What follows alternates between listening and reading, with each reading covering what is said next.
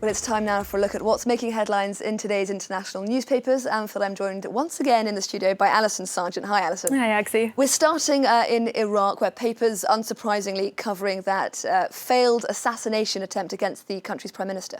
This took place overnight Saturday. The Iraqi paper Azaman explains that it was a drone attack targeting the residence of the Iraqi prime minister, Mustafa al-Kadhimi. Now, his residence is in what's referred to as the green zone of Baghdad, a very high security area. This Iraqi paper is pointing out that there's been broad international condemnation of this assassination attempt, including from what they call Iraq's regional enemy, Iran. Now, Lebanese paper L'Orient Le Jour writes that this assassination attempt brings Iraq another step closer to the brink. It has not yet been claimed, but the paper writes that many are blaming Shiite militias with ties to Iran. L'Orient Le Jour explains that the pro-Iran groups were the big losers of last month's legislative elections in Iraq. And since then, the paper says that they've really been using demonstrations of force to try and send the message that they do not want to be excluded from Iraq's next government. Cartoonist Amjad Rasmi for the Saudi-backed paper Ashaq al-Assad is also blaming pro-Iranian militias. In this cartoon here, it shows a man on the left representing those militias, painting a target on the back of a man who represents Iraq. OK, Alison, well, shifting gears slightly now, we're going to talk about the climate with, of course, the COP26 climate summit still very much underway in Glasgow, Scotland. And according to an investigation by the Washington Post, many countries' climate pledges are based on flawed data. The paper writes that most countries have been underestimating their greenhouse gas emissions, and the gap between estimated and actual emissions is quite significant. The paper says it's at least 8.5 billion tons a year, enough to move the needle, the paper says, on how much the Earth is going to warm. Meanwhile, The Guardian reports that average citizens are actually not so willing, it turns out, to change their lifestyles in order to save the planet.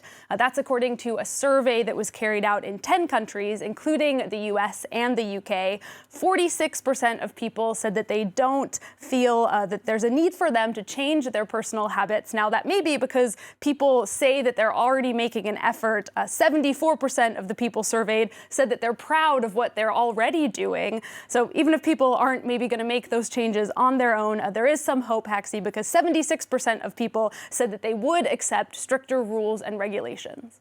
OK, well, we're going to stay with The Guardian for the next story. Conservatives in the US criticising a very prominent public figure over his endorsement of vaccines. Tell us more. That's right. Many people will probably recognize this very prominent public figure. He's got some yellow feathers. He's very tall. You see him here on the front page of The Guardian. It's Big Bird, one of the main characters from the children's show Sesame Street.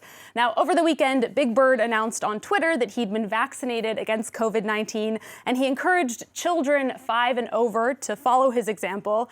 Now, Republican Senator Ted Cruz was one of many conservatives who was outraged by this. He called it government propaganda for 5-year-olds. As The Guardian points out, vaccines have really become a front line in the U.S.'s broiling culture war, with Republicans opposed to vaccine mandates and other COVID safety measures. That's despite the fact that COVID cases are actually on the rise among children in the United States.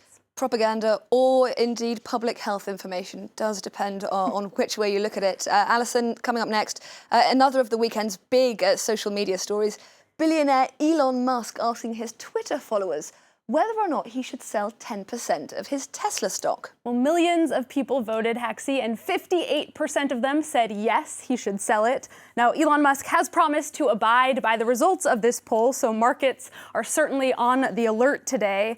The Washington Post explains that Musk launched this poll as the U.S. Senate considers a billionaire tax, which would tax the richest Americans like Musk annually for their gains in financial assets like stock holdings. Now, as it is currently, people like Elon Musk are worth billions in stocks, but they only get taxed if they sell those assets, meaning that they actually pay very little in taxes. If Musk goes forward with this sale, well, then he would get taxed for the money he makes, meaning he would pay some pretty hefty taxes.